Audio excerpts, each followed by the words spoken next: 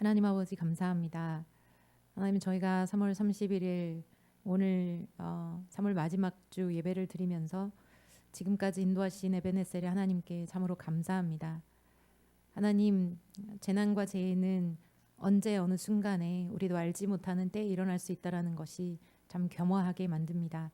미얀마의 그 지진도 생각하면 정말 끔찍한 일들이 이곳저곳에서 일어나는 때이지만 하나님 특별히 이때 경북 재난을 통하여서 유가족이 된 분들 그리고 모든 것을 다 잃어버리고 상실감에 빠져 있고 떠나고 싶고 죽고 싶은 마음이 있는 그들에게 오늘도 주님께서 찾아가 주시고 위로해 주시고 하나님 아버지 희망을 붙잡게 도와주시고 정부가 모든 상황 안에 제대로 이들을 도와줄 수 있는 그런 역할들을 감당할 수 있게 하시고 또 지혜도 주시고 돕는 손길들을 많이 붙여주셔서 그분들이 낙심과 상실감에만 빠져 있지 않도록 주님 이때 그들의 영혼과 모든 부분에 필요한 것들을 공급하여 주시도록 무엇보다 하나님이 친히 그 자리에 계셔서 그들의 마음을 붙잡아 주시도록 하나님 기도합니다. 그 지역에 있는 교회들 위해 오늘도 예배를 드릴 텐데 얼마나 마음이 아플까 생각해 봅니다. 하나님 목회자들을 비롯하여서 모든 분들이 함께 힘을 모아 더 많이 사랑으로 또 위로하고 격려하며 나아갈 수 있는 시간 되게 하시고 오늘 우리는 편하게 이렇게 하나님 앞에 예배를 드리지만 이 시간을 하나님 앞에 주님의 마음도 배우고 하나님을 더욱더 감사하며 간절히 주의 얼굴을 구하고 나라를 위하여서도 기도하며 나아가는 저희가 될 수 있게 하여 주십시오. 처음부터 마지막까지 주님께 모든 시간을 올려드립니다. 하나님 우리에게 주의 마음을 가르쳐 주시고 주의 생각과 주의 뜻을 배우는 아버지 앞에 앉아있는 자녀들 되게 하여 주옵소서. 이 시간 특별히 사순절 우리가 계속 지키고 있는데 하나님 이 가운데 예수 그리스도의 희생과 사랑을 기억하고 예수님을 본받아 이 땅에 빛과 소금의 역할을 감당하는 그냥 우리만이 아니라 아버지 주변에 있는 이웃들에게 그 사랑을 실천하며 나아갈 수 있는 저희가 될 수 있게 하여 주옵소서. 감사하고 예수님의 이름으로 기도합니다. 아멘. 마지막으로 이 찬양 같이 할 때 정말 하나님 우리 교회뿐만 아니라 교회들 자신만을 위해서가 아니라 빛이 되게 하옵소서. 소금이 되게 하소서. 기도합니다.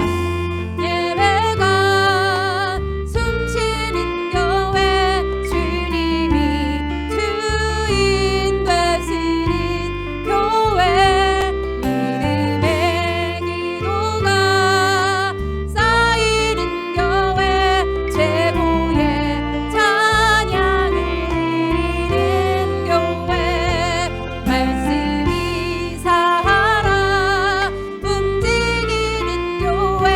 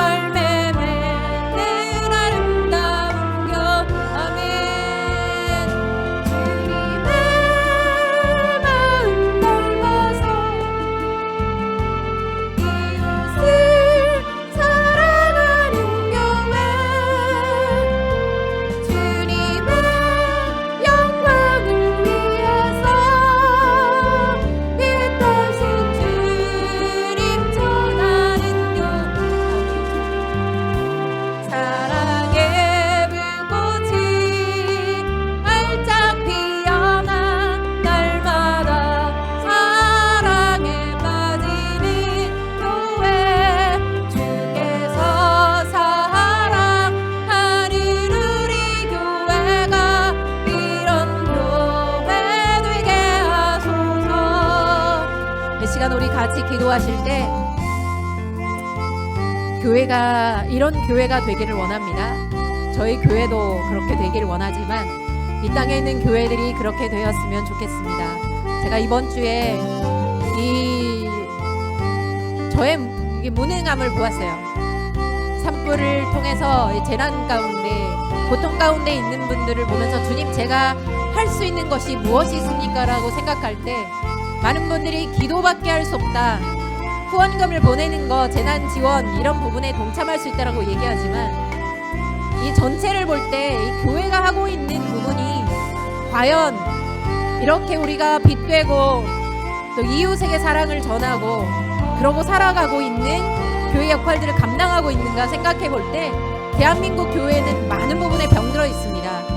교회 안에서 스스로의 세력을 확장시켜 나가고 또 그 안에서 나 스스로 내가 만족하면, 내가 치유되고 내가 모든 생활에 평탄하면 가서 내가 있는 힘으로 이웃을 향해서 잠깐 봉사하는 것, 저 역시도 동일하게 내가 할 수 있는 부분에 있어서 하지만 정말 이번엔 무기력함을 많이 느꼈어요. 그래서 하나님, 과연 이때 교회들은 무엇을 행해야 될지 그렇게 고민하는 시간들을 가져보긴 했는데 우리가 교회를 위해서 좀 잠시 기도했으면 좋겠습니다.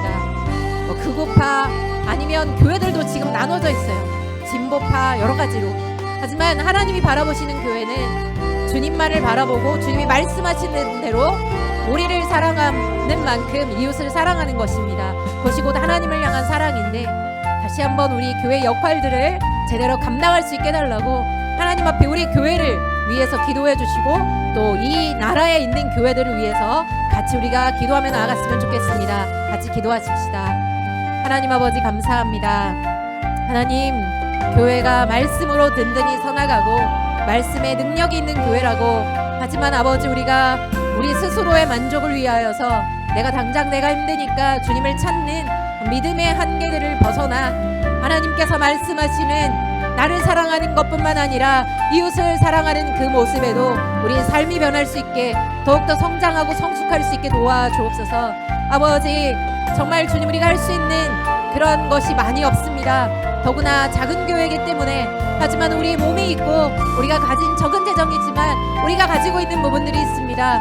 사랑하는 주님, 우리의 이웃이 아파가고 죽어갈 때 우리의 필요들이 있다 할지라도 하나님 아버지, 주님, 우리가 계속해서 경험하는 것은 매일의 삶에 하나님께서 채우시는 것을 볼 때에 우리가 선한 사마리아인과 같이 하나님, 정말 주님 그러한 선을 행하고 사랑하는 저희가 될 수 있고 교회들이 될 수 있게 주님 도와주옵소서. 이념에 빠지지 않게 하시고 좌로나 우로나 치우치지 않게 하시고 진짜 하나님이 말씀하신 그 진리 안에 하나님께서 사랑하시는 이 나라가 성령의 역사 안에 주님의 진리의 말씀 가운데 다시 한번 회복되게 도와주시고 아버지, 주의 생명이 주님의 공의가 하수와 같이 모든 각 곳곳마다 흘러갈 수 있게 주님 도와주시옵소서. 아버지, 재난에 빠진 분들뿐만 아니라 하나님 소방관들, 산림정치관들, 모든 공무원들 많이 지쳐있고 하나님 정말 주님 피로 가운데 있을 때에, 낙심 가운데 우울한 모든 영적인 하나님 지배 안에 있을 때에 다시 한번 하나님께서 그들 가운데 역사하여 주시고 이 땅의 모든 정치계 안에도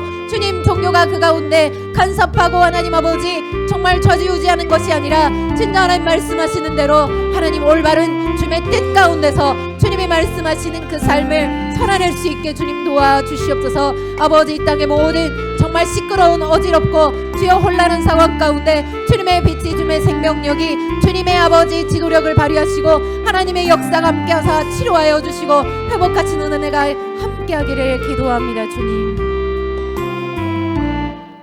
하나님 아버지, 우리가 공동체로 주님을 예배하는 교회이지만 각 사람이 움직이는 교회라는 것을 하나님 우리 가운데 늘 깨닫게 하십니다.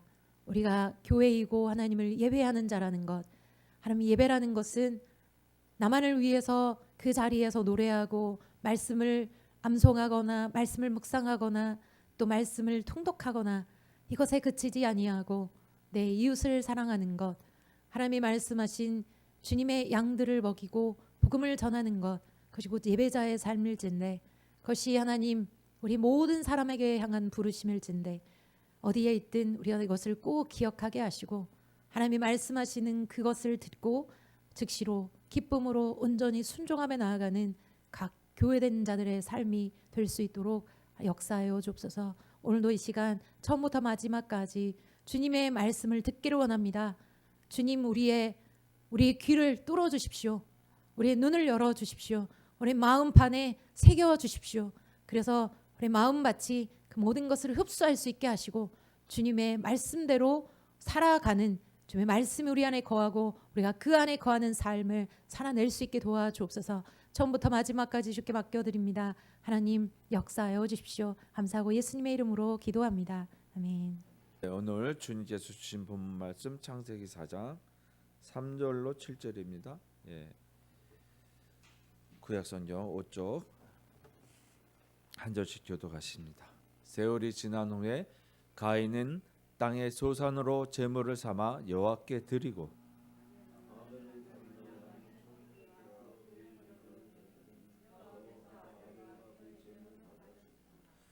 가인과 그의 제물은 받지 아니하신지라. 가인이 몹시 분하여 안색이 변하니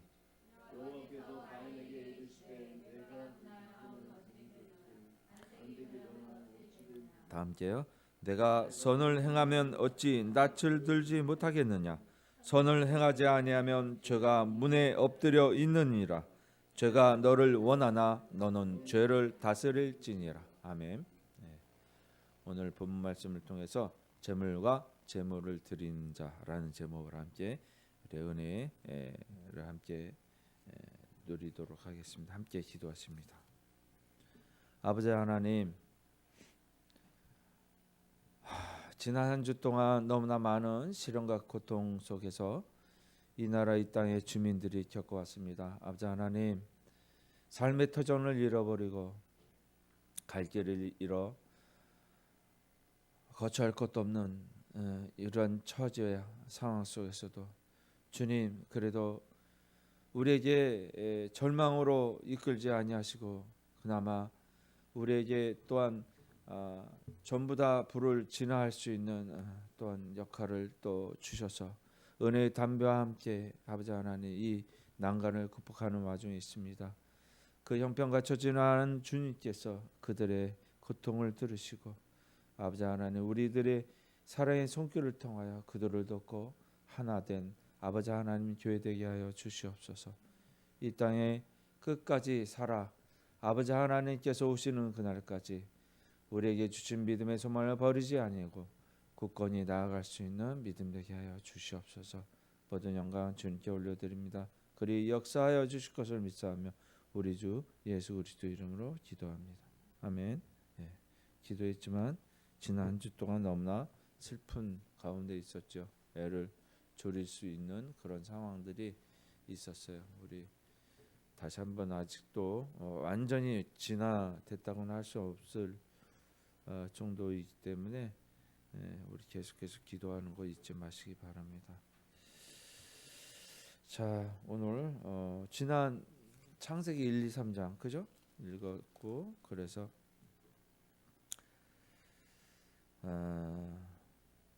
우리가 봤는데 한 가지 이제 3장을 한번 먼저 볼까요? 우리가 지난 시간 대내인의 입장에서 보면 3장을 한번 다시 보고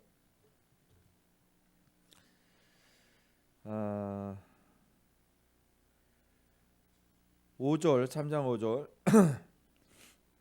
4절서부터 한번 7절까지 읽어볼게요. 4절서부터 7절 시작. 뱀이 여자에게 이르되 너희가 결코 죽지 아니하리라. 너희가 그것을 먹는 날에는 너희 눈이 밝아져 하나님과 같이 되어 선악을 알 줄 하나님이 아심이니라. 여자가 그 나무를 본즉 먹음직하고 보암직도 하고 지혜롭게 할 만큼 탐스럽기도 한 나무인지라. 여자가 그 열매를 따먹고 자기와 함께 있는 남편에게도 주매 그도 먹은지라.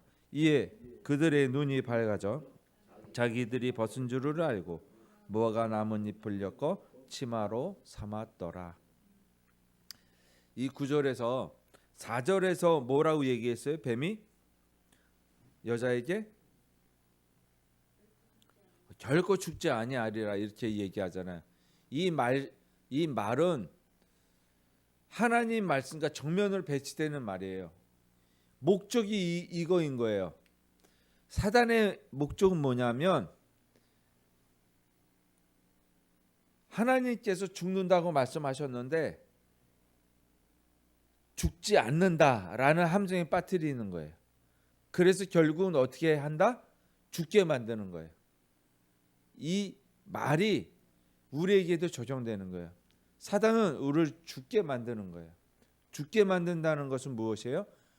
하나님으로부터 말씀으로부터 죽는다 이런 의미예요.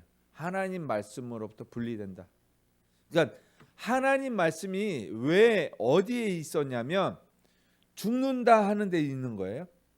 죽는다. 왜냐하면 죽기 때문에 무엇을 주셨냐면 생명나무를 주신 거예요. 근데 이 길은 열려 있었어요. 누구한테? 우리에게. 이게 자유의지예요. 우리의 선택이에요. 그래서 생명을 택할 것이냐 사망을 택할 것이냐였어요. 그죠?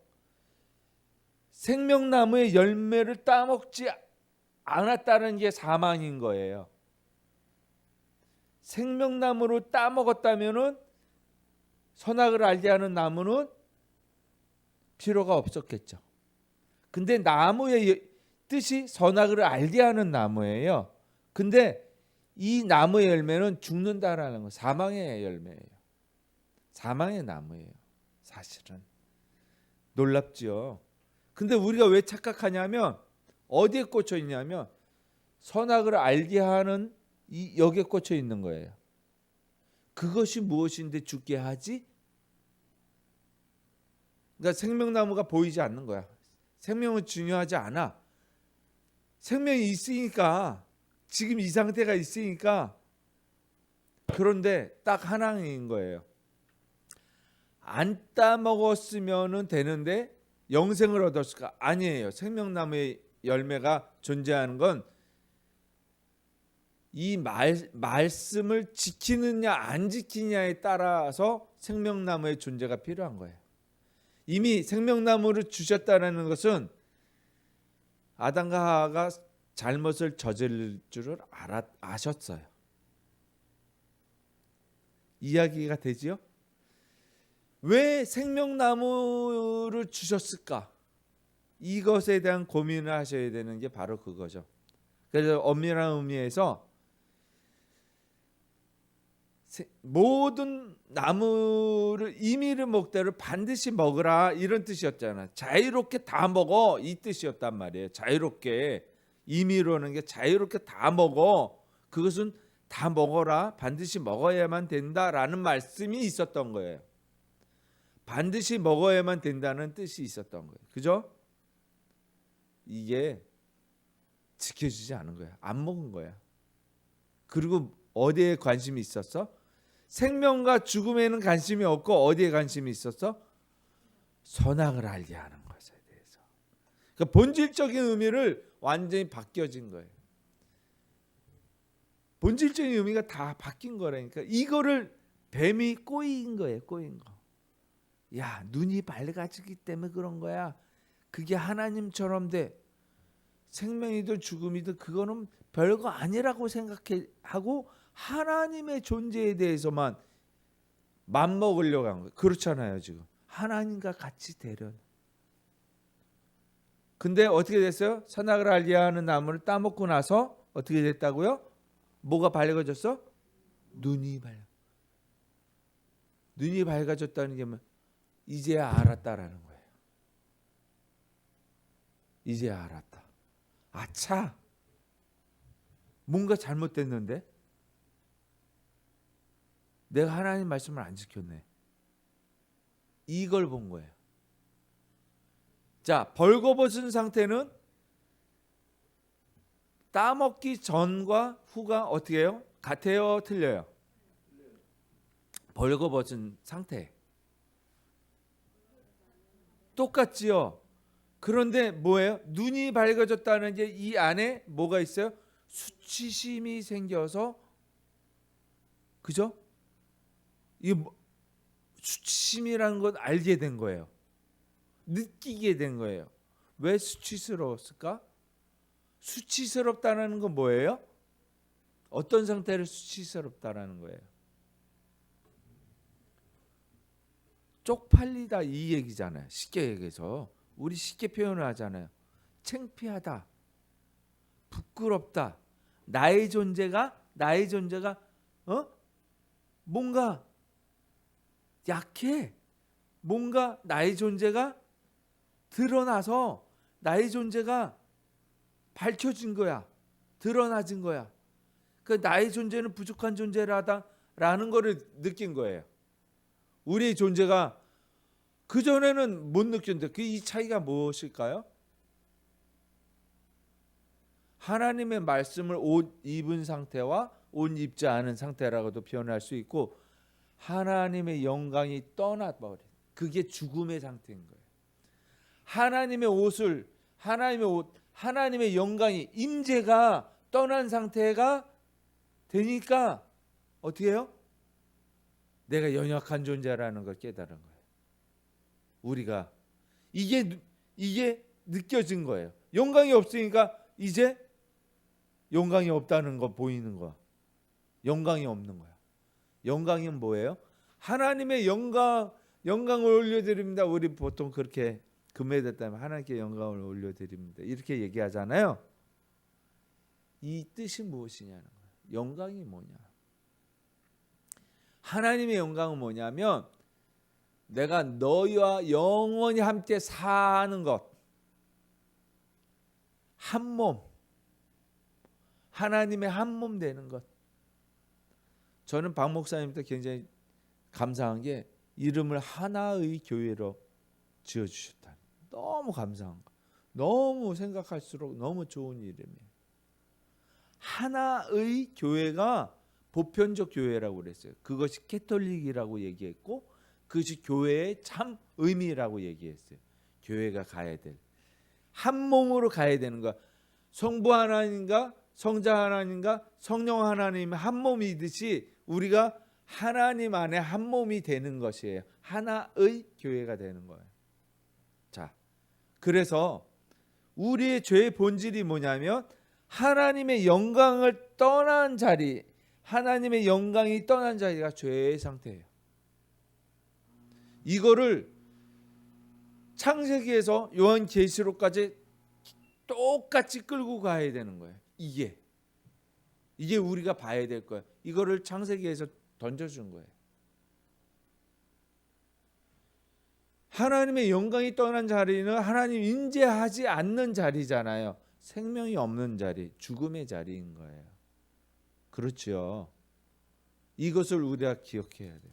오늘 본문에서 이제 4장으로 이제 넘어온 거. 이것을 가지고 우리가 이제 끝까지 성경을 보는 거예요. 그래서 오늘 본문에서는 이렇게 이제 쓰여져 있잖아요. 한번 다시 보면 가인은 땅의 소산으로 제물을 삼아 여호와께 드렸고, 그죠? 아벨은 자기도 양의 첫 새끼와 그 기름으로 드렸어요. 자, 가인과 그의 제물은 받지 아니하셨고 그 밑에 또 그 위에 아벨과 그의 제물은 받았다라고 했어요. 왜 그러셨을까요?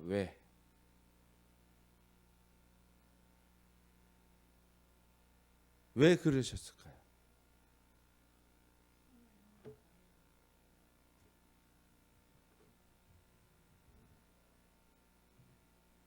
(7절에) 선을 행하지 아니하면 요거는 다른 말의 뜻이에요. 지금 먼저 파악해야 될 게 뭐냐면 무엇을 받으시고 무엇을 안 받으셨다고 했어요?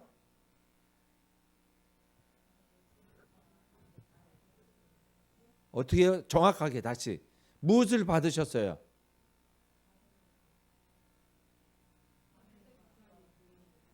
어떻게?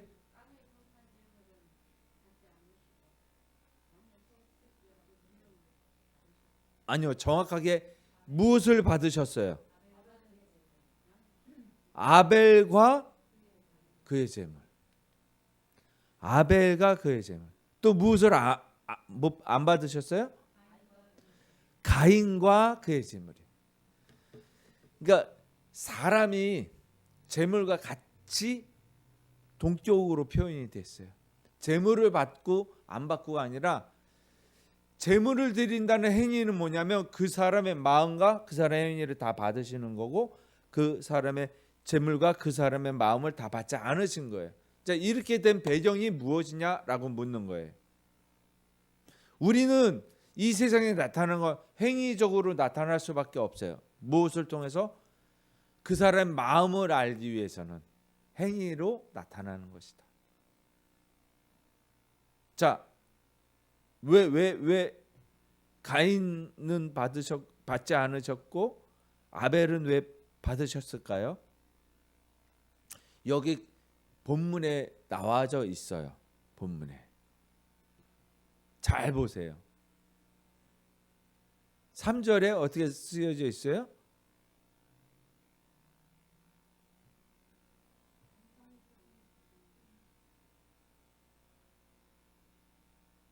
어떤 후에?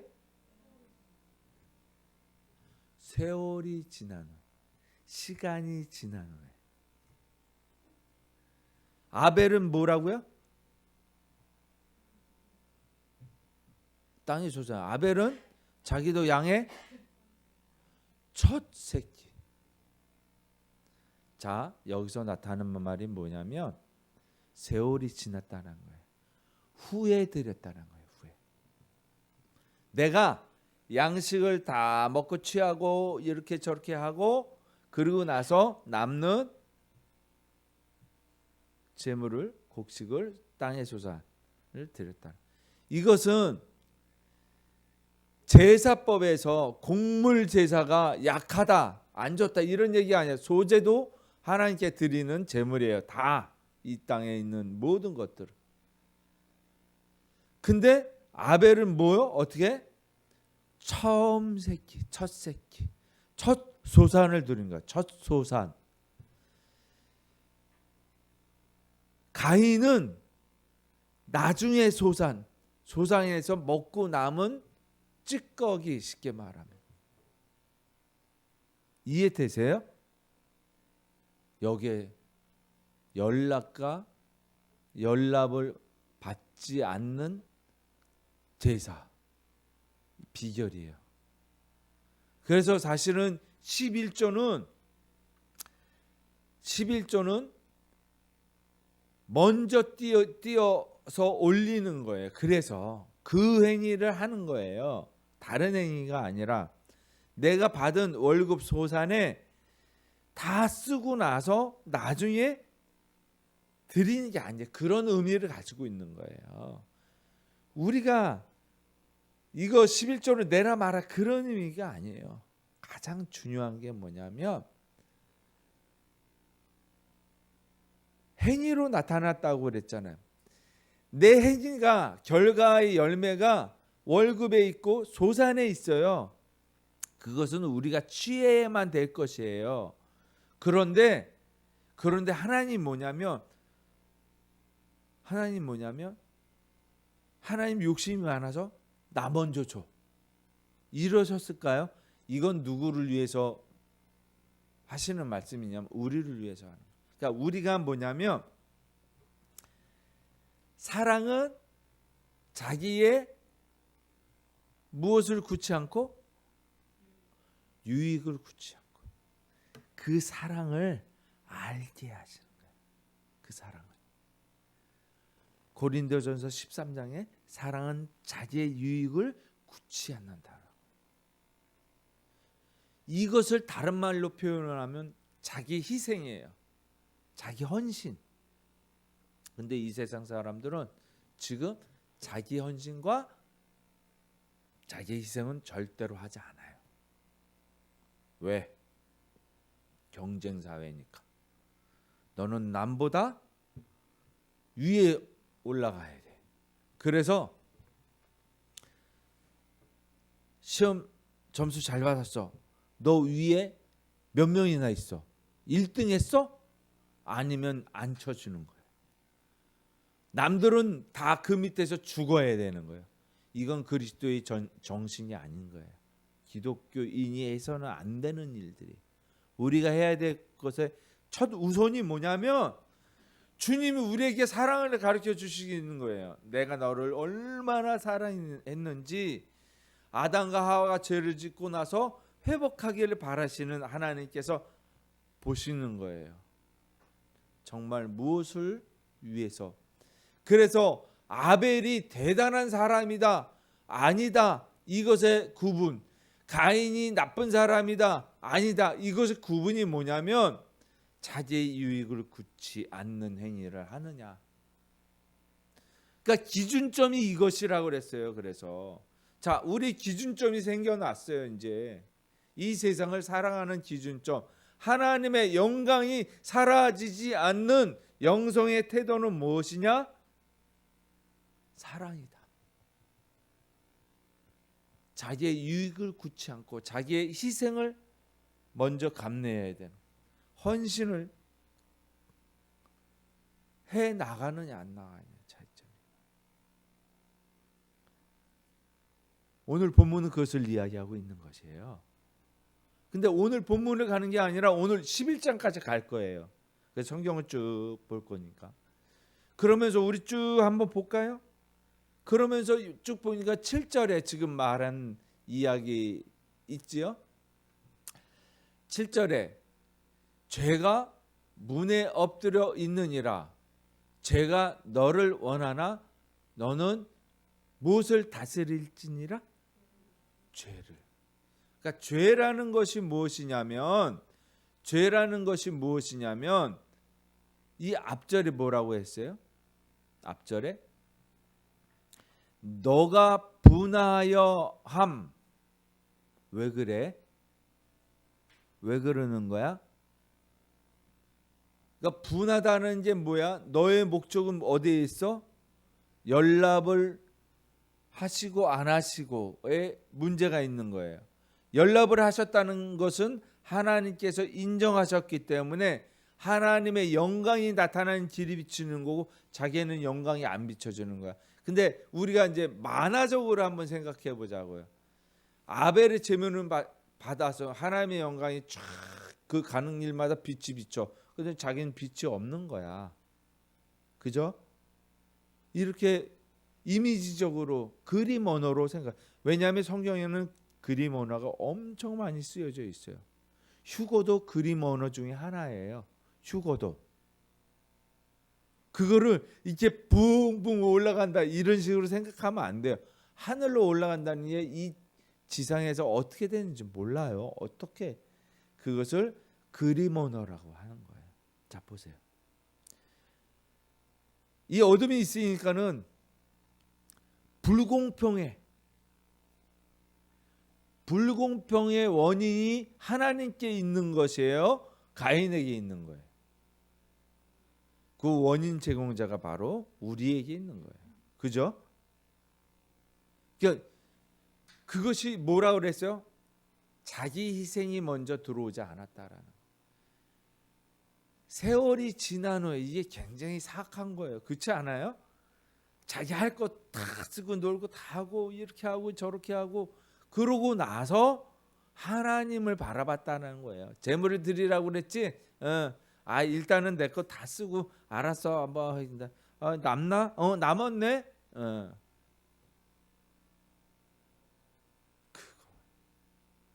그런데 아벨은 그렇지 않았다는 거예요. 첫 새끼가 났는데 처음으로 새끼를 베서 그거를 드렸다는 거예요. 이거는 굉장히 중요하잖아요. 굉장히 그 다음에 씨가 되고 그 다음에 저희가 기업이 되는 것인데 그걸 드렸다는 거예요. 이것에 대해서 다시 말하면 이야기하는 게 유익을 구하고 안 구하고 사랑을 하고 안 하고 이것이 바로 죄의 본질적 요소가. 그래서 우리가 화살을 쏴서 관역에 맞추는 게 뭐냐면 그 유익을 굳지 않고 하나님을 향하여 달려가는가, 이 마음이 있는가. 왜냐하면 하나님은 사랑이시고 하나님은 생명이시기 때문에 요한일서 3장에 하나님은 분명히 사랑이시다 이렇게 얘기하잖아요. 그죠? 그것을 향하여 나아가고 있는가? 근데 그것을 예수님이 뭐라고 하냐면 나를 사랑하는 걸 무엇으로 증명할 수 있니? 무엇으로 증명한다고 하셨어요? 하나님을 사랑하고 누구를 사랑하고 그랬어요? 여기에 이 작은 자를 사랑하는 자, 이웃을 사랑하는 자, 그것을 지면 하나님 보여요? 교회에다 헌금하면 하나님께 바친 거라고 생각해요? 그렇다라고 얘기하잖아요. 교회에다 헌금하면 하나님을 사랑해서 헌금하는 거라고 생각하잖아요. 그죠? 맞아요, 틀려요? 아니야? 안 사랑해서 헌금 그냥 의무적으로 하는 거예요? 말해보세요. 아닌 것 같은데. 헌금의 목적이 뭐냐면 하나님 사랑하는 거잖아요.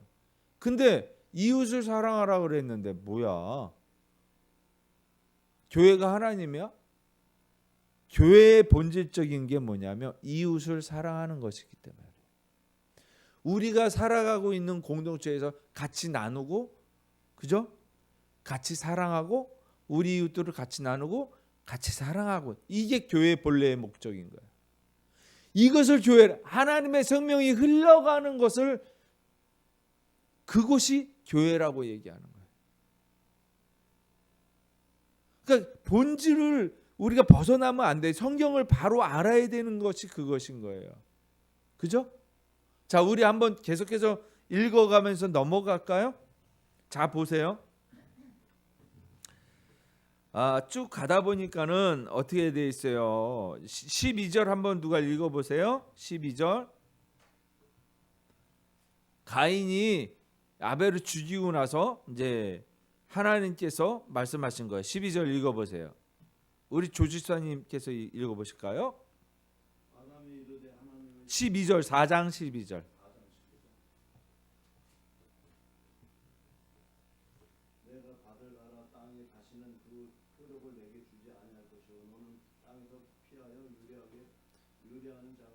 자, 유리하는 자라는 게 뭐예요? 유리하는 자가 분리된 자잖아요. 근데 어디에서 피한다고 그랬어요? 땅에서 피하면 어디에 있는 거예요? 땅에서 피할 수 있어요? 공중에 떠 있는 거야. 그런 뜻으로 받아들이면 안 되는 거지. 그러니까 모든 땅에서 피할 수가 없는데, 다시 말하면 이 땅이라는 것은 뭐예요? 모든 사람들, 그죠? 아다마, 아파르라는 뜻으로 쓰여져 있는데, 이 뜻이 아파르는 저주받은 땅이에요. 그러니까 아다마는 저주받지 않은 땅이고, 아파르를 쓸 때는 저주받은 땅이 돼버린 흙이. 아담의 흙이 죄를 지어가지고 저주를 받았어. 거기에다가 가인이 아벨을 죽여서 그 피 묻은 땅이 됐다는 거예요.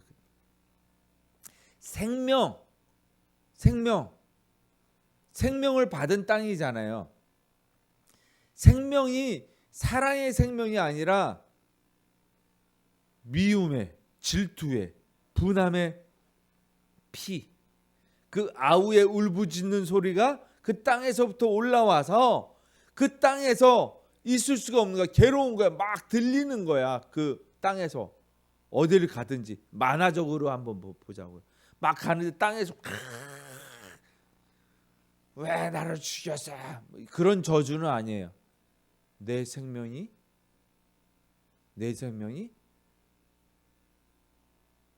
없어졌다. 내 생명이 없어졌어. 굉장히 괴로운 거죠. 계속 그 소리가 들리는 거예요. 거기에서 유리하고 싶은 거야. 떠나고 싶은 거야. 그러니까는 이야기가 뭐냐면 13절에 너무 어떻다고요? 그래서 그것이 너무 무겁다. 아니, 자기가 죽여놓고 땅에서 울부짖는 소리가 무겁다 이라는 거예요. 무겁다는 거예요. 왜냐하면 유리하는 자가 고독사, 이게 힘든 거예요. 분리된다라는 거. 따로 떨어진다. 이 뜻이 무엇이에요? 왜 땅에서라고 얘기했냐면 자 보세요. 정말 하나님께서 주신 말씀이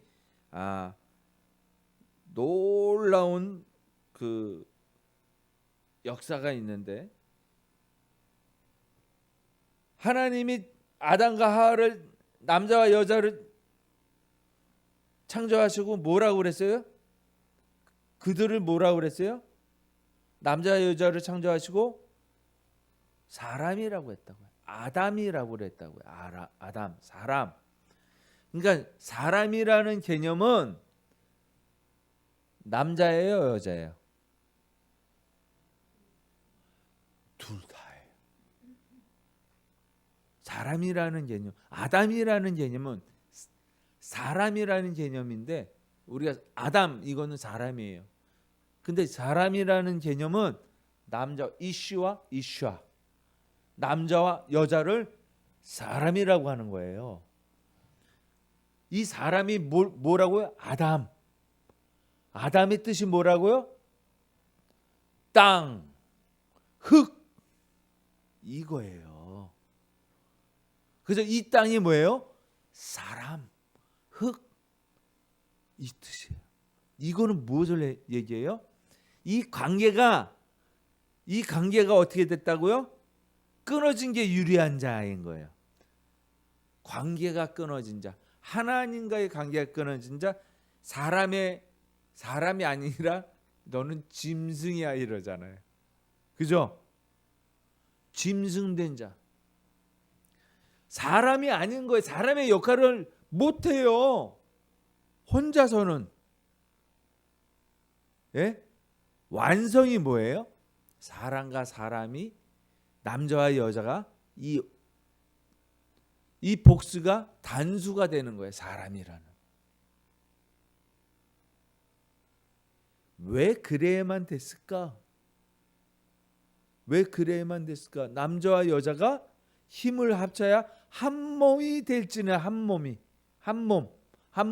요게 사람이에요. 한 몸이 되면 어떻게 돼요? 우리는 그거를 한 몸이 된다는 것을 우리는 어떻게 받아들이고 있어요? 결혼, 생육, 여기에 연결되어져 있잖아요. 한 몸이 되면 생명이 태어나요. 하나님의 임재가 흘러간다는 뜻이에요. 그래서 이 세상은 암수가 있는 거예요. 그 관계가 있는 거예요. 혼자서는 생명이 없는 거예요. 창조의 목적과 배치되는 거예요. 그래서 천국에 가면은 어떻게 될까요? 결혼한다고요? 예수님이 뭐라 그러셨어요? 너희가 오해하였도다. 그날에는 시집도 장가도 가지 아니하느니라. 왜 그래요? 생명이 있기 때문에. 남자 여자는 존재된 관계인데 이미 관계되어져 있는 생명이 흐르기 때문에 암수라는 생육의 기능이 소멸된다는 거예요. 이해돼요? 천국에서도 부부로 만나서 백년해로 하는 게 아니에요. 희한하지요? 천국은 어쨌든 그런 거예요. 우리 또 하나 힌트를 얻었어요. 그죠? 자, 또 이제 쭉 가볼게요. 쭉 가봐서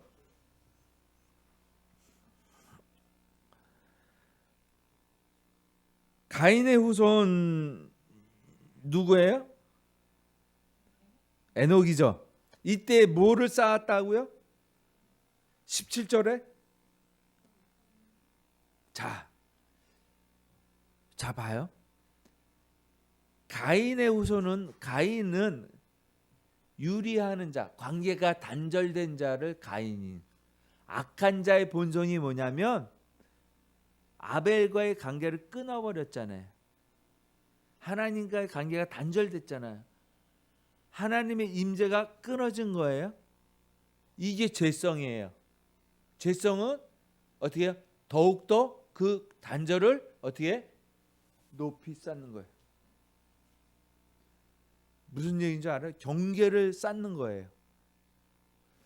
자, 그러면 아담에게 있었을까요? 그런 것들이 죄성이 뭐예요? 무엇으로 나타나서 아담의 행위에서 뭐가 나타나는 것 같아?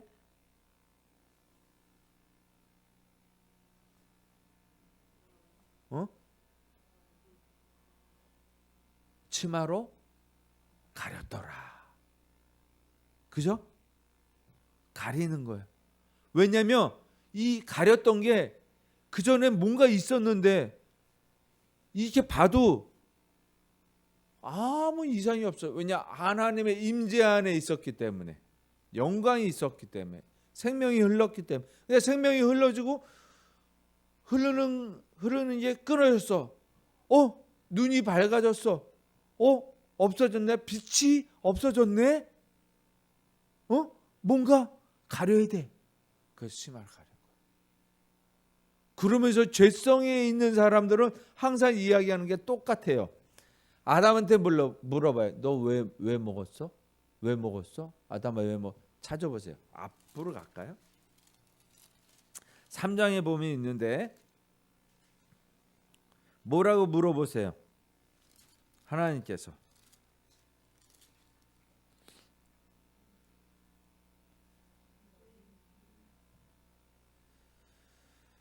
아담에게 이르시되라는 말씀. 아니요. 아담에게 이르시되 17절이 있죠.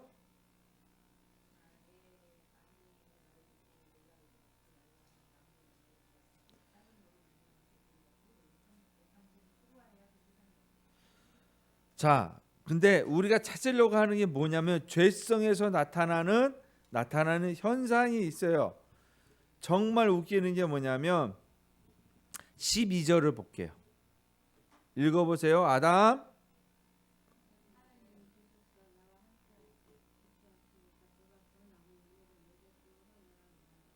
요게 12절이 잘못 번역된 거예요. 이거 꼭 알고 가셔야 돼요.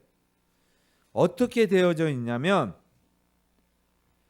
아담이 이르되 너가 당신이 주셔서 나와 함께 있게 하신 여자. 이제 하나님이라고 부르지 않고 뭐라고 부르냐면 사실은 이거 잘못 번역된 거예요. 우리가 이게 번역상에서 정말 본질을 잘 모를 때가 있어요. 명칭이 뭐로 바뀌었냐면 하나님에서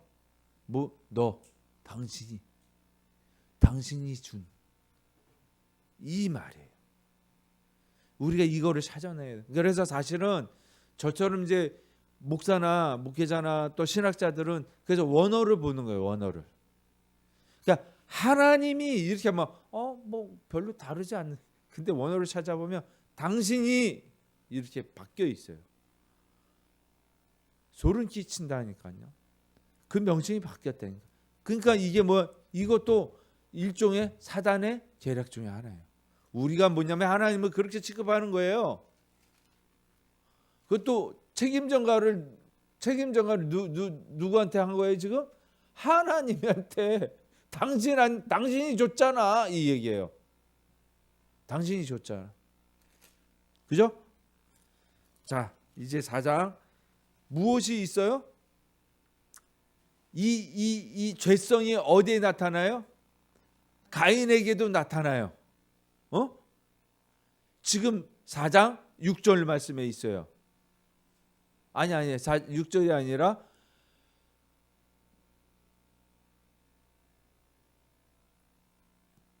4장 아니요. 죄를 짓고 나서 9절 뭐라고 해요? 그가 이르되 내가 알지 못하나이다. 내가 내 아우를 죽이네. 당신이 지든지 해야지 왜 내 일을 얘기해? 쉽게 말하면 책임을 회피하는 거예요. 책임을 아담이 누구한테 했어요? 하나님한테 지웠죠. 이 가인도 마찬가지예요. 내가 아우를 지키는 자니까 이 죄의 결과의 속성들이 나타나. 보이죠?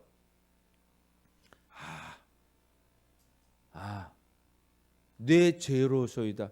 내가 죄인입니다가 아니라 당신이 줬잖아. 아니 왜 나한테 그래? 나 책임 없어? 내가 뭐 언제 책임질 일했어? 당신이 책임져? 이 얘기예요. 이게 발전된단 말이에요. 죄가. 죄에 나타나는 속성이 이거예요. 거짓말하는 거. 자기 자신을 속이는 거예요. 그러니까 자기 자신도 속아 넘어가. 자기 자신도 하나님께서 주신 그 말씀의 사명을 다 잊어버리고 정체성을 잃어버리는 것. 이게 죄성이에요. 자기의 정체성을 잃어버리는 것. 그래서 우리가 복음을 전도할 때 정체성을 안다는 거, 하나님의 자녀로 창조되었다는 이 세상에 영생할 수 있는 권리를 누렸는데 사단으로 인해서 이렇게 됐다는 사실, 그 사실을 알아가는 거예요. 그거 모르면 안 되는 거죠. 그렇죠? 자, 5장 갈게요.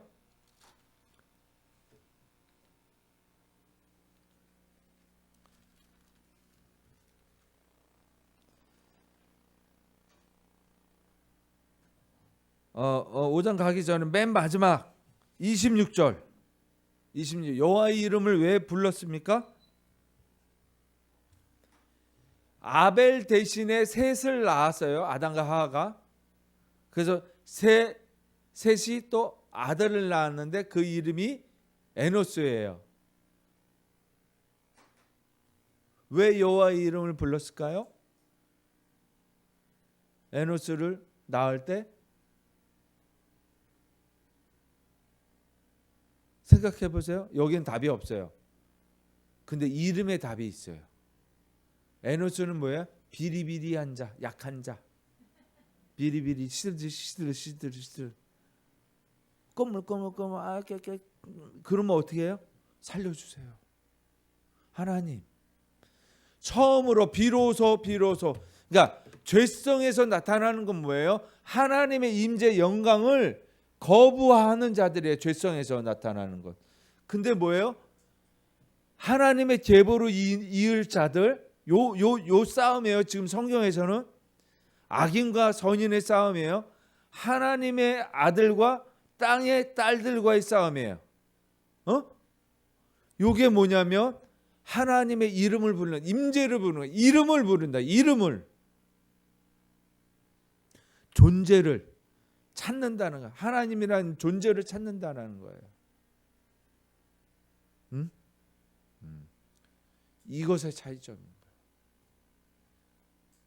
이해되셨죠? 네. 5장에 보면 이래요. 태고사인데 자 1장서부터 11장까지 보면 이렇게 되어 있어요. 자 이거부터 먼저 보시죠. PPT. 3장은 죄의 시작이 된 거예요. 1, 2장은 천지창조를 해서 7일간의 창조를 나타냈죠. 그죠? 나타내고 있는 상태에서 시작했는데 3장에서 죄가 시작이 됐어요. 아담과 하와가. 그죠? 4장에서는 뭐예요? 가인이 지금 아담보다 더한 죄를 지은 거예요. 죄의 발전이 시작돼요. 그랬을 때 이제 우리가 이제 볼 7장은 뭐냐면 심판을, 홍수의 심판이 있잖아요. 그래서 죄의 발전, 죄가 시작되면 죄가 커져가. 그러다가 심판이 일어나는 거예요. 그게 똑같이 어떻게 일어나냐면 9장에서 일어나는 거예요. 죄의 시작이 누구로부터? 홍수가 끝난 다음에 노아의 아들 누구예요? 셋과 함과 야벳. 그죠? 함의 죄로부터 시작이야. 함의 죄. 왜? 아버지의 하체를. 근데 이 바라본다는 게 어떻게 바라보는 거냐면 뚫어져라 물구러미. 희한하네. 오 이러는 거예요. 그냥 아유 이게 아니에요. 근데 셈과 야벳은 안 보려고 그 마음에 함의 마음에 무엇이 일기 시작하는 거예요? 욕심이 일기 시작. 희한한 욕심이 일기 시작. 희한하네. 뭔가 이상한 거야. 이것이 우리 속에 먼저 들어온다. 그러니까 본다라는 의미에서 시작이 되는 거야. 본다라는 의미에서. 자, 그 다음에 10장에 들어서 죄의 발전이 일어나는 것들을 볼 수가 있어요. 이게 족보에 대한 이야기인데요. 함에 대한 족보가 이렇게 이뤄. 앞에 셈에 대한 족보는 이만큼이고, 그 다음에 함에 대한 족보는 이만큼이고, 그 다음에 야벳에 대한, 야벳 먼저 나오죠. 야벳에 대한 족보는 요만큼. 그게 차이가 많아요. 죄의 발전이 일어나 후손으로 쭉 가는데 희한한 후손들이 막 나오는 거예요. 죄의 후손들이 발전이 된 거예요. 그러니까 또 어떻게 해요? 그 함의 후손들이 커지니까 심판이 일어나는 거예요. 바벨탑. 이렇게 시작해요. 그래서 우리가 보는 건 뭐예요? 이제 이거를 한번 볼게요. 5장을 보면 계보가 나오죠? 그죠? 쭉 계보가 나오는데 27절 읽어보세요.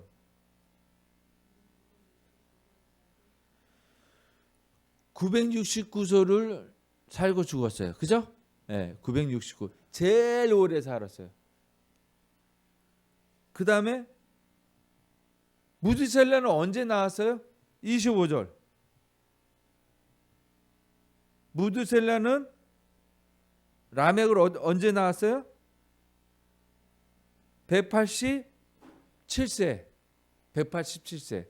그 아들이, 무드셀라의 아들이 라멕인데 187세에 낳았다고요. 그 다음 넘어가서 라멕은 28절에 182세에 아들을 낳았어요. 그 아들이 누구예요? 노아예요. 그죠? 그죠? 그래서 노아는 어떻게 됐다고요? 7장 11절에 보면 노아는, 읽어보세요.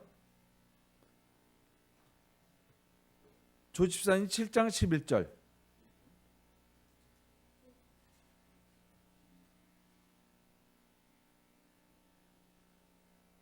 노아가 600세가 되던 해 둘째 달 곧 그 달이 열이 된 날이라 그날에 큰 기쁨으로 샘들이 터지며 하늘의 창문이 불이 열려 홍수 심판이 임했다라는 거예요. 600세 때. 자, 보세요. 그래서 187세, 182세, 그죠?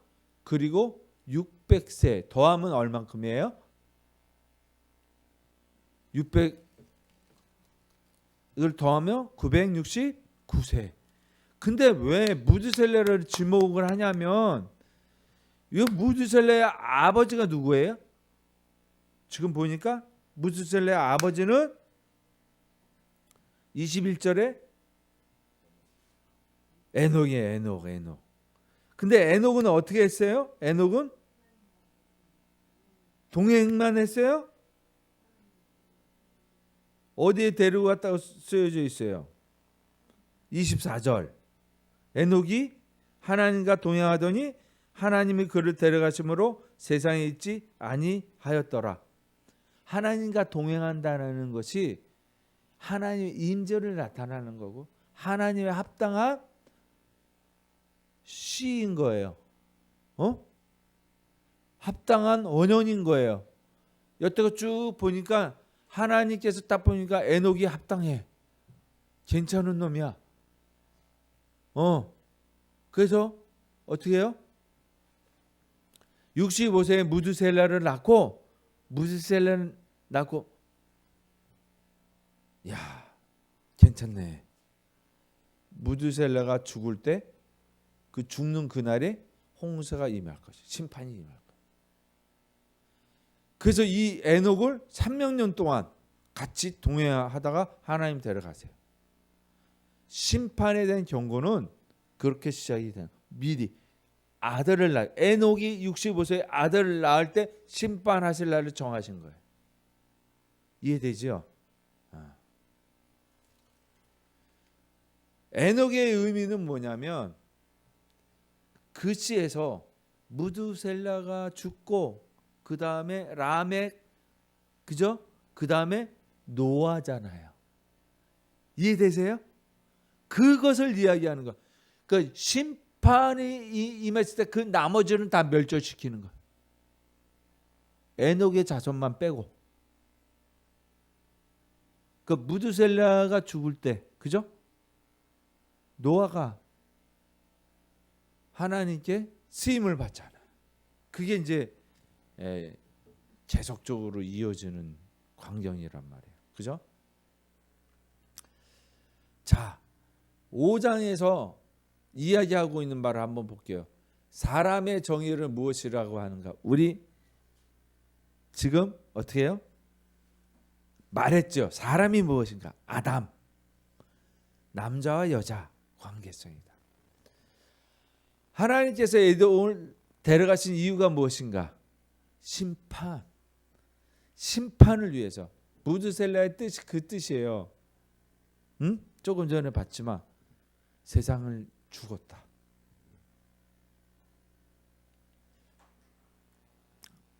자, 홍수 심판이 임하는데요. 홍수 심판. 5장에 홍수 심판이 최초에 예언했어요. 무드셀라를 통해서 969년 후에 멸망이 임할 것이다. 그죠? 그렇죠? 6장에서는 그럼 어떻게 되느냐면 무엇이 나타나요? 6장에 지금 보니까 이렇게 돼 있어요. 쭉 가다가 그들의 수명은 얼마라고 얘기했어요? 120년이다 라고 이야기하신단 말이죠. 자, 그 말을 3절에서 누가 윤집사님 읽어보시죠.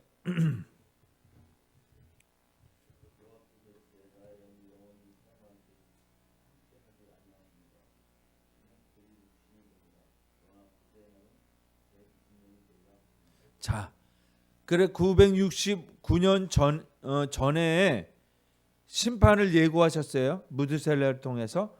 그리고 심판 전 120년 전에 이제부터 120년 후에 너네들 망할 거야. 이 이야기야 하시는 거예요. 그들의 수명은 이제 근데 그 원인이 뭐예요? 그 앞에 뭐라 그랬어요? 2절 읽어볼게요. 2절. 우리 임집사님.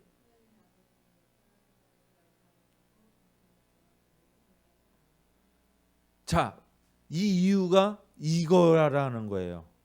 심판의 이유가 이거라는 거예요. 또 왜? 하나님의 아들들 누구라 그랬어요? 지금 에녹 그리고 그 전에 셋, 에노스, 에녹 이렇게 온 거예요. 가인 함의 계보는 무엇이라고 표현했어요? 땅의 딸들, 사람의 딸. 무슨 얘기냐면 항상 이 싸움이에요. 경건한 자들의 후손이 있고 경건치 않은 자들의 후손이 있는 거예요. 경건한 자들과 경건하지 않은 자들이 어떻게 했다고요? 원인이 뭐예요? 구별되지 아니하고 혼합되는 것, 죄와 섞이는 것을 하나님 보고 싶지 않은 거예요. 이것이 심판의 이유예요. 이해되신가요? 지금 그래서 그 이야기인 거예요. 그 이야기. 이 성경을 지금 읽을 때 재미있는 장면이 뭐냐? 우리 멋대로 해석하면 안 돼.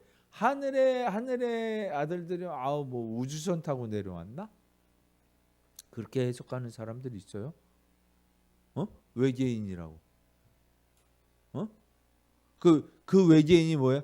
파충류의 사람들이라는 거야. 외계인들. E.T. 사람의 딸들은 우리를 얘기하는 거야. 그렇게 살아. 말도 안 되는 얘기.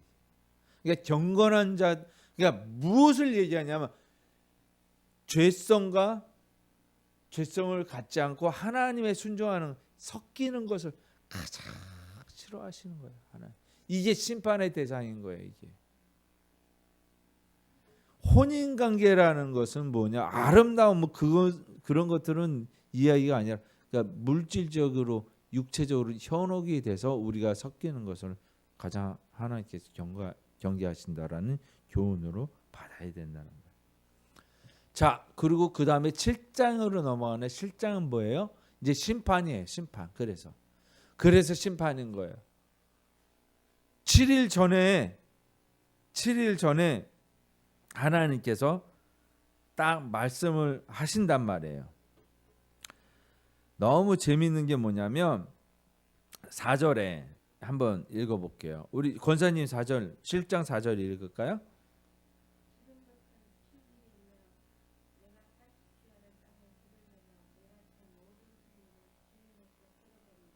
그렇다는 거예요.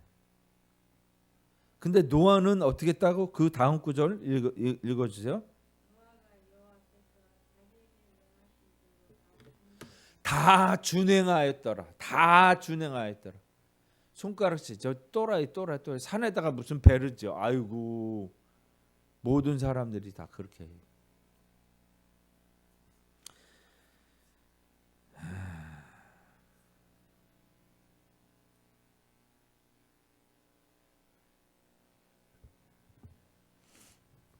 우리가 하나님의 말씀 준행하지 아니하면 어떻게 돼요? 이 죄성이라는 거 하나님의 말씀 준행하지 않는 것이란 말이에요. 그럼 심판이 임한다는 거예요. 개인의 심판에서도 임하고 민족의 나라의 온 인류의 심판이 임한다는 거예요. 이것이 가장 큰 원인인 거예요.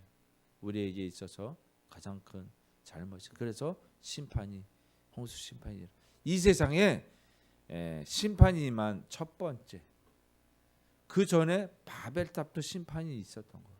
사실은 거기에서 바벨탑의 사건 중에서도 또 여러 가지 이유가 있어요. 11장에서 바벨탑의 사건으로 또 심판이 임하는데 여러 가지. 이 심판에 대해서는 악인들에 대한 것들이에요. 악인들에 대한 것들. 이 노아의 이후의 후손들이 일어나는데 악인들에 대한 심판이 속성이 나타나는 이 속성을 알면 우리가 알 수 있는 거. 우리의 죄의 속성이 어디로 가는지 알 수 있는 거죠. 자, 지구가 이제 지금부터 노아의 홍수가 임하고 나서 수명이 줄어가는 걸 볼 수가 있어요. 그죠? 그 왜 그랬는가를 설명하자면 지구가 있는데 궁창 위에 물과 궁창 아래에 물이 있었다고 그랬어요. 그죠? 하늘 위에 물이 있었고 땅 아래에 샘이 터졌다고 그랬잖아요. 그죠? 그러니까 지금 이 지구에서는 지금 요렇게 요게 지금 덮여 있는 물층이 있었다는 물층이. 그래서 이 물층이 청계층이라고 하는 하늘 위에 궁창이죠.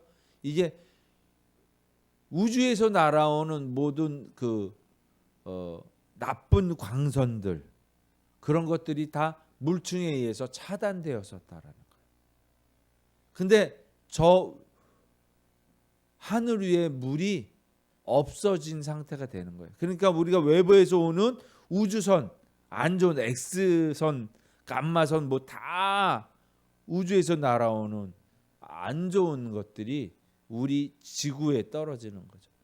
그래서 그 당시에는 북극과 남극이 춥지가 않았어요. 이 물층이 있어가지고 온실 효과를 가지고 있어가지고. 그러니까 직접적으로 외부에서 오는 나쁜 광선들이 들어오지 않고 필터가 돼가지고 좋은 것들만 다 여가 돼서 온실 효과를 가지고. 저 물증이 없어져 버린 거죠 지금. 그렇기 때문에 우리는 지금 수명이 줄어들었다. 그런데 제칠 안식교 누구예요? 그 박사 이상구 박사. 그 양반은 뭐라 그랬어요?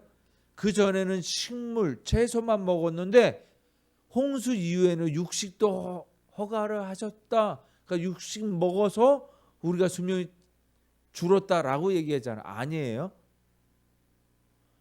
이 땅에서 저 베지테리언 채소주의자들만 먹었는데 그 사람들 뭐 900세까지 살아요? 아니라고요. 예?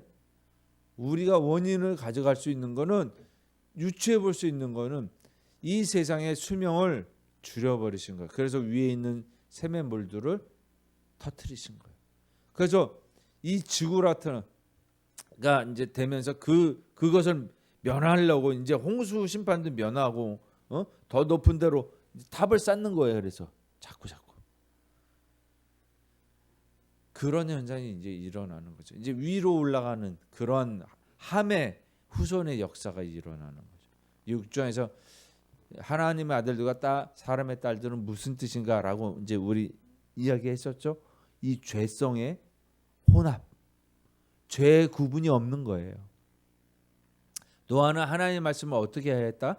다 준행하였다. 다 준행하였다. 그래서 의인이라고, 의롭다 칭함을 해주시는 거예요. 그러니까 선택하신 거잖아요.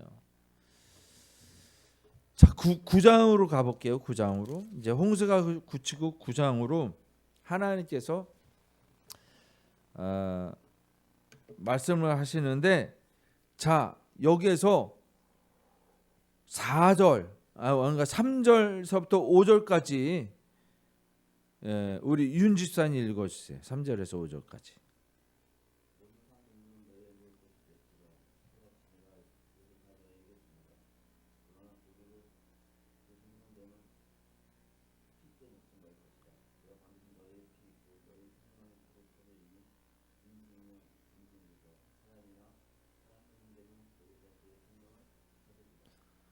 자, 여기에서 분명히 얘기해요. 고기 육식을 허가하셨어요. 먹을 것을 위해서. 그런데 뭐라고 얘기해요? 5절에 내가 반드시 너의 피, 생명의 피, 그죠? 왜 피를 먹지 말고 피를 왜 찾는다고 하셨어요? 생명이 거기에 있기 때문에. 그래서 5절의 말씀을 우리가 잘 이해 못하죠. 5절의 말씀을, 그죠? 내가 반드시 너의 피, 곧 생명의 피를 찾는다, 이 말씀이 오면 너희를 죽여버리겠다, 이게 아니에요. 너희에게서 생명을 찾겠다는 얘기. 너희에게 생명을 찾겠다는 말은 너희에게 생명을 주겠다는 말씀이라고요. 이 말씀을 잘 이해해야 돼요. 생명을 주시겠다라는 반드시라는 말을 쓰신 거예요. 생명이 피에 있다. 피에 있다라는 것을 왜 자꾸 강조하냐? 생명 때문에, 생명을 너희에게 주기 위해서 그 피가 존귀하다. 그리스도의 피가 보혈이 너희에게 임할 것이다. 이 말이에요. 너희에게 생명을 줄 것이다. 너희에게 지금 생명을 잃어버린 사망의 피가 없는 너희다, 이거예요. 지금 생명이 없는 너희다, 이거예요. 그래서 그 피를 너희에게서 찾으라. 너희에게 피가 있다는 것을 찾으라. 너희에게 생명이 있다는 것을 찾겠다, 이런 말씀이시라고요. 이해되시죠? 중요한 말씀을 제가 찝어드린 거예요. 자, 언약을 세우신데 언약의 자리가 어떤 자리예요? 약속의 자리를 두셨는데 약속의 그 자리가 어디예요? 하늘에 뒀잖아요. 그 증표가 뭐예요? 무지개. 그 하늘 위에서 물이 내려왔던 거기에 약속의 의미로 무지개를 두신 거예요. 이게 무지개 언약이라고 하는 거예요. 심판을 물로써 하지 않겠다. 이 얘기가 뭐예요? 물로써 물만이 아니라 그 다음에 불의 심판이 있다. 이 말씀으로 가기 위해서가 아니에요. 물로써 심판한다는 이야기가 뭐예요? 생명. 하나님의 영은 어디에 운행하시더라? 물 위에, 수면 위에 운행하시더라. 생명이 거기서 잉태가 됐는데 그 생명이 잉태된 곳으로 너의 생명을 별하지 않겠다. 생명이 잉태된 데서 이제는 안 하겠다는 거야. 어디에서 하겠다고요? 어둠이 있는 너희 죄 속에서 심판하겠다는 거예요. 자, 10장 11장으로 넘어왔는데 10장에서 또 족보가 나오죠? 그죠? 10장에서 족보가 나와요. 근데 족보 중에서 8절 읽어보기 8절 9절을 우리 임집사님 예.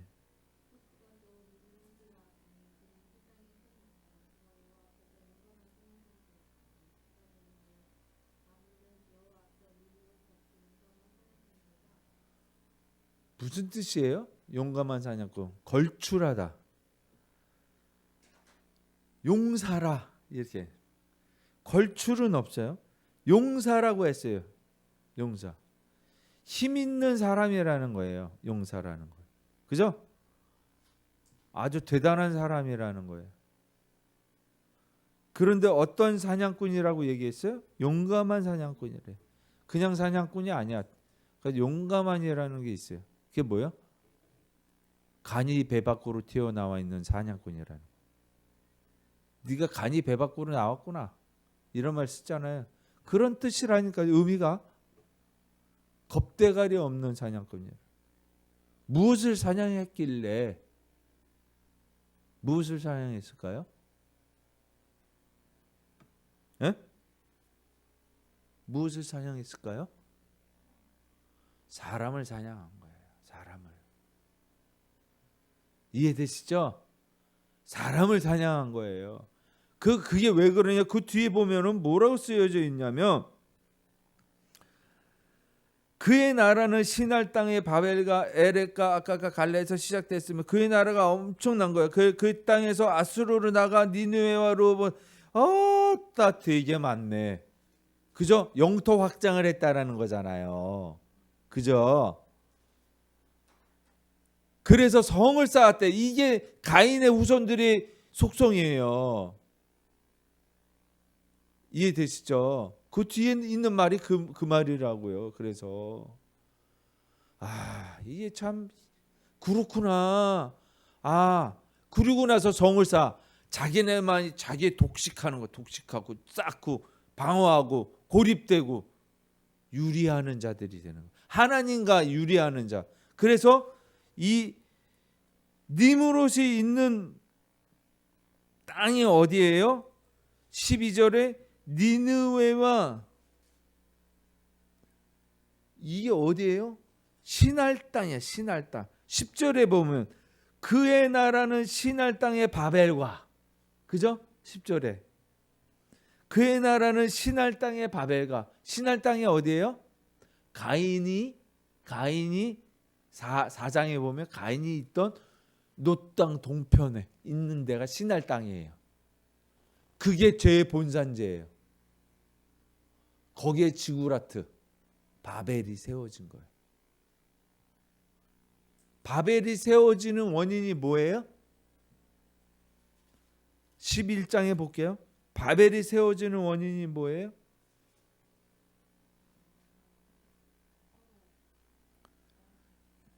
자, 11장 4절 권사님 읽어보실게요. 4절, 11장 4절.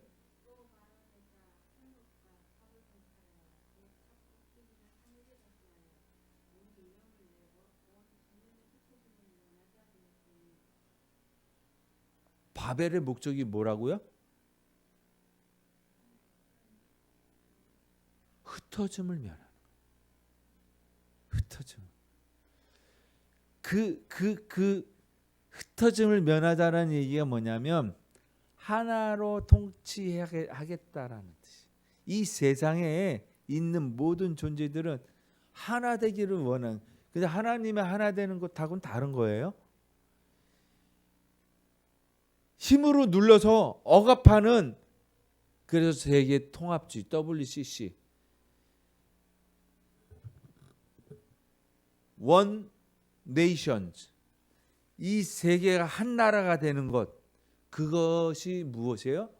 바벨의 속성이라는 거예요. 이해돼요? 그게 음모론이 아니라니까요. 세계 단일 정부를 만들자라고 하는 그 기치 아래서 지금 일어나고 있는 거예요. 그 전조 현상이 뭐예요? 그러면 독재자가 나타나기 시작하겠죠. 니무롯 같은 독재자가, 그죠? 독재자가 나타나겠죠. 확장하기를 원하겠죠. 자기 욕심들을 부리려고 하겠죠. 처음에는 괜찮은 사람처럼 막 군중들의 호응을 받겠지요. 누구예요? 저기 저 물 건너 있는 사람. 미국 사람들에 대한 트럼프의 지지율이 얼마나 높은지 아세요? 이런 독재자들, 독재자라고 하는 게 그게 전제주의자들. 그게 히틀러, 무솔리니, 마오쩌둥 이런 사람들이에요. 그게 뭐냐면 자기들의 세력, 중국이 대만을 점령하려고 하죠. 그죠? 그 세계 고국, 우리나라도 똑같죠. 이거를 그래서 제가 우리나라에서 일어나는 현상을 어떻게 세계 말적 현상으로 가는 그 모든 어떤 그런 것들이 일어나고 있는 분위기로 보는 거예요, 지금 이 세상을. 그래서 이 사람들이 맨 처음에 시작하는 게 뭐예요? 여기에 시작하는, 여기 혼합되는 거, 그러니까 죄성, 이게 뭐예요? 유리하고 남을 침탈하고 누르는 것들, 하나님과 반대되는 것들. 그래서 내 것으로 만들려는 노력들이 세계 곳곳에서 많이 일어나요. 이게 사단의 벌이는 일들이에요. 그러면 우리가 이런 현상을 보고 어떤 거예요? 마태복음에서 예수님이 뭐라 그러셨어요? 처처에 기근이 일어나, 전쟁이 일어나, 민족과 민족이 나라와 나라를 대적하여 일어나겠고, 이제 일어나는 일들이 지진이 일어난다니까요. 미얀마에 일어났잖아요. 이제 다 여기 그래서 제가 그런데 유라시아 이 대륙이 충돌하면서 막 그냥 아시아 주변으로 지진이 막 일어날 거예요. 그리고 우리나라는 이제 4분의 1의 국토가 그렇게 하고 실향민들이 생겼어. 그러고 나서 국토가 훼손되기 시작해요.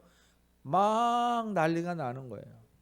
올해 이상기후가 더 증폭해가지고 작년에 배추 그래도 먹었지만 올해 배추 못 먹을 수도 있어요. 그 정도로 지금 상황들이 악화돼 간다. 이게 25년도 올해에 일어날 사건들. 제가 분명히 말씀드릴게요. 얼마나 오래될지는 모르겠어요. 그러나 그것이 뭐예요? 하나님의 무엇이 임하기 전의 상황이다. 악이 판을 치는 것은 뭐 발전한다는 거, 그다음에 심판이 임한다는 심판. 그래서 제가 드린 말씀, 언제 이제 내일 모레일지 몰라요. 그러나 그런 현상이 지금 이 세상 속에 비춰진다는 거예요. 우리가 그것을 봐야 되는 거예요. 서쪽에 해가 붉게 물들면 노을이 지고 그러면 어떻게 청기를 분별할 줄 알면서 이 세대는 분별하지 못하느냐. 이 세대를 분별하지 못하는 악한 세대라고 말씀하시는 거예요. 그래서 똥인지 된장인지 모르고 막 그냥 가가지고 막 저러잖아요. 그건 하나님의 사람들이 아니에요. 보세요. 니므롯은 왜 특이한 사냥꾼이라고 얘기했어요? 정복자, 사람을 죽이려고 하는 자. 이름을 낸다는 건 뭐예요? 이름을 낸다는 건 우리의 이름을 낸다는 거예요. 자 보세요. 호랑이는 죽어서 가족을 남기고 사람은 죽어서 뭐를 남긴다? 이게 악한 사람들이 하는 거예요.